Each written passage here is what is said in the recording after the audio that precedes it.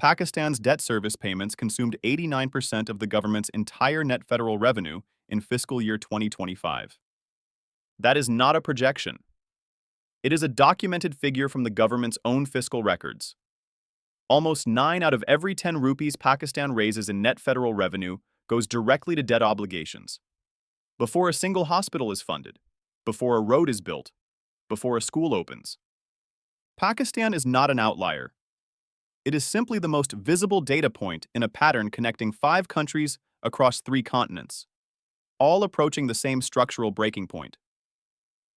The mainstream narrative frames sovereign debt risk as a story about individual governments and poor choices. The data tells a different story. According to the OECD's Global Debt Report 2026, published in March 2026, central government debt across all emerging market and developing economies has reached approximately $14 trillion, equal to 30% of their combined GDP. That is the highest share recorded since at least 2007. This is not a crisis caused by one government's incompetence. It is structural pressure across dozens of economies simultaneously. And within that pressure, 5 specific countries have crossed from risk to near certainty. A sovereign default is not a single event. It is the endpoint of a process that unfolds over years and passes through identifiable stages. First, fiscal stress.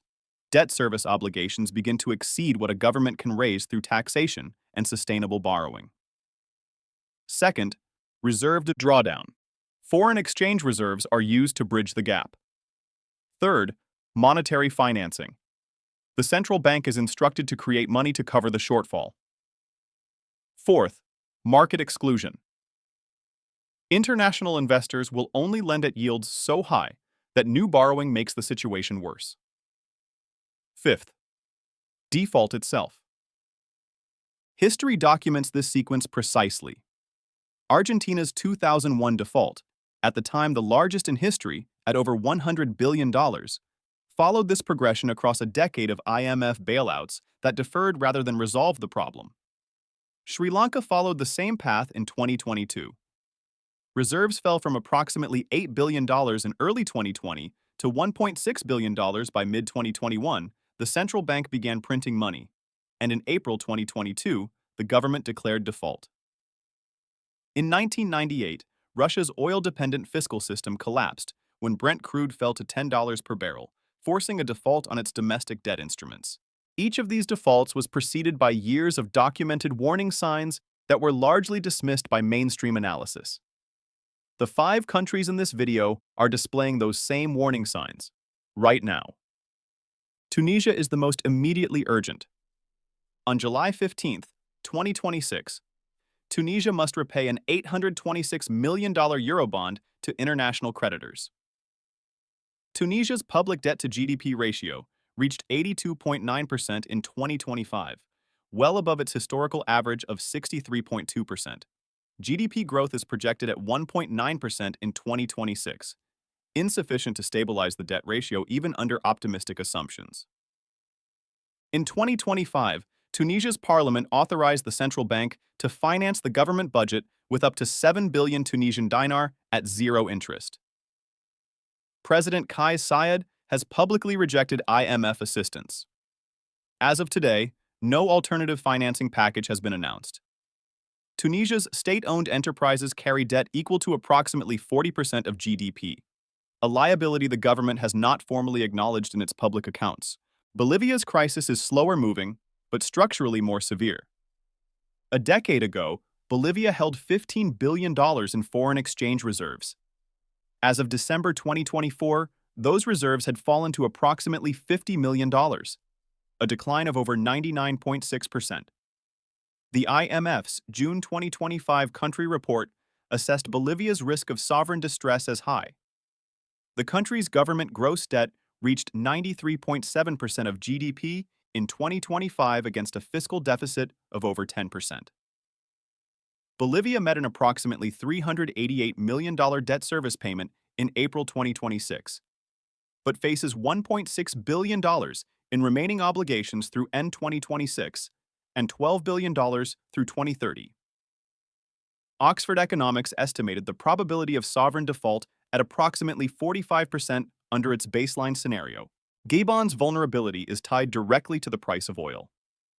The government's budget requires approximately $85 per barrel of Brent crude to break even. When prices fall short, the deficit widens and bills go unpaid. Fitch estimated Gabon's fiscal deficit at 12.2% of GDP in 2025, partly financed by 4.8% of GDP in arrears. Government debt is projected at 80.6% of GDP in 2026. In February 2026, Fitch explicitly warned of an inherent risk of default.